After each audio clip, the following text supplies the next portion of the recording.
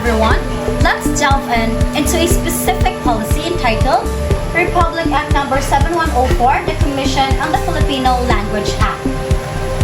So this act, enacted on August 14, 1991, with the landmark policy that formally established the Commission on Filipino Language, also called the Commission sa Wikang Filipino or KWF.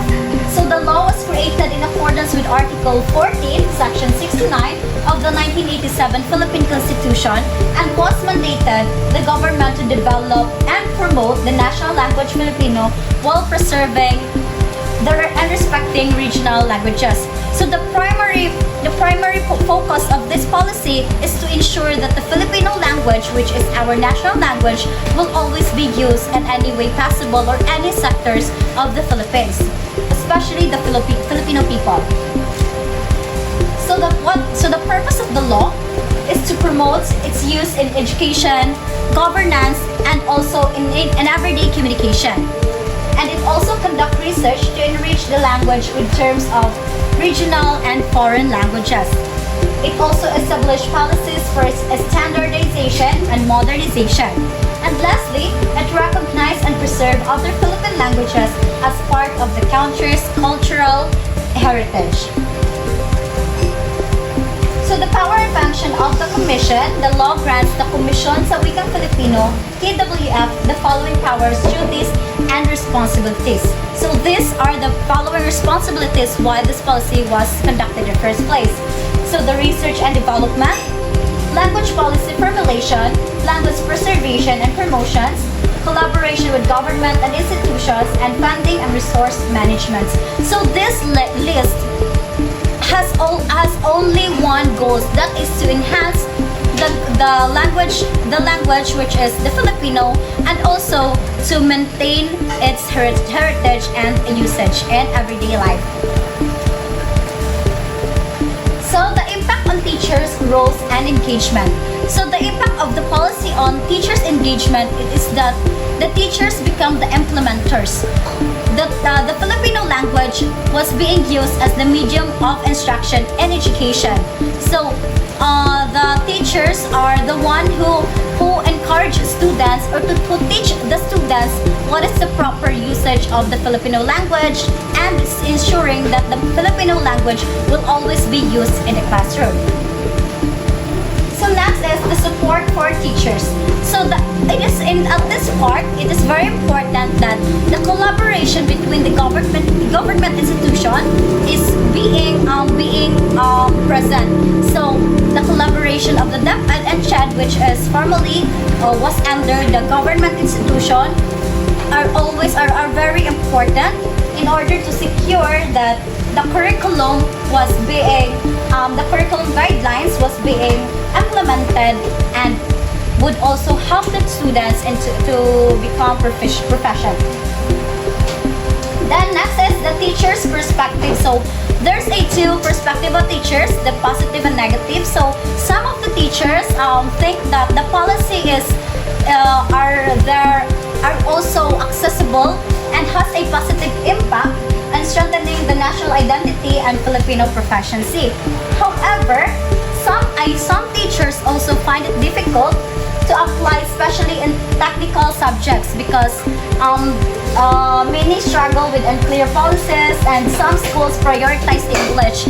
So most preferably the private schools, they prioritize English subject, while on the other hand in public schools they also prioritize the mother tongue, which in fact there must have a collaboration or the proper balance of the three subjects including the Filipino. And lastly, the barriers and challenges. So the teachers face lack of resources, insufficient training, and inconsistent policy enforcement. So some schools emphasize English proficiency leading to uneven implementation, confusion over Filipino, English, and MTB-MLE policies also make classroom application difficult. So the barriers and challenges indeed created a huge gap between the students learning to Filipino, which needs to be addressed, because of course the first and foremost the aim of this policy is to balance the Filipino subject as well as the English language. Now, let's proceed to the relevance of educational context of the Republic Act 7104, also known as the Commission on the Filipino Language Act or the Komisyon sa Wikang Filipino. So this act is relevant to the educational context in the Philippines because it directly impacts how language is taught and learned in schools. To understand this relevance, we need to consider the specific features of the Philippine educational system and how the Act addresses them. So first, we have here the linguistic diversity. So as we all know, the Philippines has over 180 languages, right? So this means that the students in schools come from diverse linguistic backgrounds, speaking various regional language alongside Filipino and English. So therefore, this act ensures that the need and perspective of different language communities are considered when developing policies and programs for language education. Second, we have here the school type and demographics. So this act achieved by promoting the use of Filipino as a medium of instruction, making education more accessible to students who may not be fluent in English. So take note that this act applies in all schools in the Philippines, so both public and private. So third one, we have here the regional and national goals. So it means that this act encourages the use of Filipino as a unifying medium of communication and national discourse. So it aims to ensure that indigenous languages are not lost or katong mga local languages. So, in this sense, the Act's relevance to the educational context lies in its recognition of the diverse linguistic landscapes of the Philippines and its commitment to providing equitable access to quality education for all students. So the only goal of this act is to promote the use of Filipino as medium of instruction while also encouraging the preservation and appreciation of the local languages. So now let's proceed to the key issues in language education. So we have here the language proficiency, cultural identity, and multilingualism. So for language proficiency, the Act aims to ensure to improve Filipino language proficiency among students, enabling them to communicate effectively and access knowledge in their national language. Next one is cultural identity. The Act promotes the preservation and appreciation of diverse Philippine languages and cultures, fostering a sense of national identity and pride. So as I've said earlier, that the Act will promote the preservation and appreciation of diverse language of the Philippines. Next one is the multilingualism. So the Act encourages the development of multilingualism by promoting the use of both Filipino and English, which will help the students to prepare the globalized world. Next one is the impact on teaching practices and school culture. So we have here the curriculum development, teacher training, and school culture.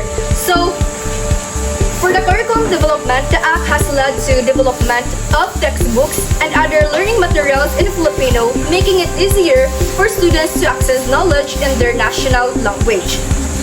Second is teacher training. The Act has encouraged the training of teachers in Filipino language pedagogy, ensuring that they are equipped to effectively teach in national language. Next one is the school culture, which contributed to a more inclusive school culture where students from diverse linguistic backgrounds feel valued and respected. So, indeed, the Commission on the Filipino Language Act remains a crucial policy for promoting language education in the Philippines.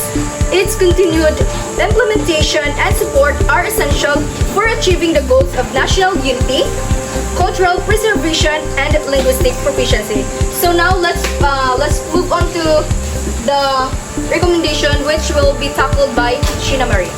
So let's proceed to the recommendations for enhancing teacher engagement. So the recommendation for professional development opportunities tailored to the policy needs is specialized workshops, mentorship programs, and language enhancement courses. So targeted professional development programs for teachers should include specialized workshops focusing on practical teaching methods for Filipino and other Philippine languages, including integrating local dialects, establishing mentorship programs, and language enhancement creates well-equipped teachers with the skills and confidence needed to effectively implement the KWF Act. Next is the ways to facilitate teacher collaboration and feedback in the context of policy, which is professional learning communities or PLCs, formal feedback mechanism, and cross-disciplinary collaborations. So to enhance teacher engagement, fostering collaboration and feedback is very important. So this can achieve through regular professional learning communities to share best practices and implement formal feedback mechanisms like surveys and suggestion boxes to gather input on curriculum and materials. So additionally, encouraging cross-disciplinary collaboration between language teachers and offer subject matter experts can help integrate Filipino across the curriculum. The third is the adjustments to the curriculum or teaching strategies to better support teacher and engagement. First is culturally relevant materials, flexible curriculum, and authentic assessment. So to make learning engaging and relevant curriculum and teaching methods should be innovative and culturally sensitive. This includes using locally sourced materials, allowing teachers flexibility in adapting lessons, and developing authentic assessments that value diverse language use, enhancing both Filipino and regional language. And last is the how school leadership can better support teachers in engaging with the language policy, which is visible leadership commitment, resource allocation, and recognition of awards. So effective implementation of the KWF Act requires strong leadership support. This involves visible commitment for school leaders, ensuring adequate resource for materials and professional development, and recognizing and rewarding teachers who effectively implement the policy. So let's move on to the conclusion. So the Commission sa Wikang Filipino Act or Republic Act number 7104 plays a crucial role in preserving, developing, and promoting Filipino as a national language. So by establishing the Commission sa Wikang Filipino, the law ensures that the Filipino language continues to evolve while maintaining its cultural and historical significance. So, through its initiative, Commission sa Wikang Filipino strengthens national identity, fosters unity among Filipinos, and also enriches the country's linguistic heritage. So, this law is a pivotal in safeguarding and developing Filipino as a national language, ensuring its continued evolution while preserving its cultural and historical roots. So, the Commission sa Wikang Filipino mandate directly impacts a national identity, fostering unity among diverse Filipino communities. It also initiatives enrich the national's linguistic heritage and promote its use across various sectors. So, this active promotion strengthens the language role in national diverse and cultural expression. So, let's move on to the next slide, which is the last part, ang reflection. So, the creation of the Commission sa Wikang Filipino highlights the importance of language in nation building. Filipinos serve as a unifying force, bridging diverse cultures and regional dialects. However, the continued development of the language requires active participation from educators, scholars, and also the general public. As Filipinos, we have the responsibility to uphold and embrace our national language, not only by using it in daily conversations, but also by advocating for its growth and preservation. So the Commission sa Wikang Filipino Act reminds us that language is not just a means of communications, but also a reflection of our history, identity, and also aspirations as a nation. So the Commission sa Wikang Filipino's establishment underscores language critical role in nation building, with Filipino acting as a unifying force transcending regional dialects. Sustained language development necessitates collaborative efforts from educators, researchers, and also the public. We as Filipinos bear the responsibility of actively using and promoting Filipino, ensuring its continued growth and preservation.